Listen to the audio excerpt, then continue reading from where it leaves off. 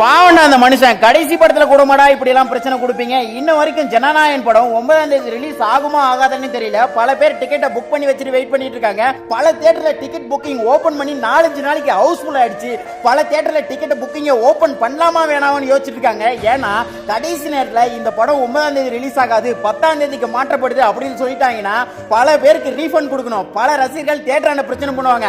அந்த டிக்கெட் அப்படியே ஷிஃப்ட் பண்ணணும். பல பிரச்சனை இருக்கு. ஆனா இன்ன வரைக்கும் அந்த சென்சார் குழுவில் இருந்து அந்த படத்துக்கான யூஎஸ் அண்டர்ல கொடுக்க மறுக்கிறாங்க. என்னதான் காரணம்னு சொல்லியும் தொலைய மாட்டேங்கிறாங்க. ஏன் இவ்வளவு தாமதமாகுதுன்னு சொல்ல மாட்டேங்கிறாங்க. இன்னும் படம் ரிலீஸ் ஆகிறதுக்கு ஒரு நாள் தான் இருக்கு. ஏன் இப்படி வச்சுட்டு வேடிக்கை காட்டுறாங்கன்னு தெரியல.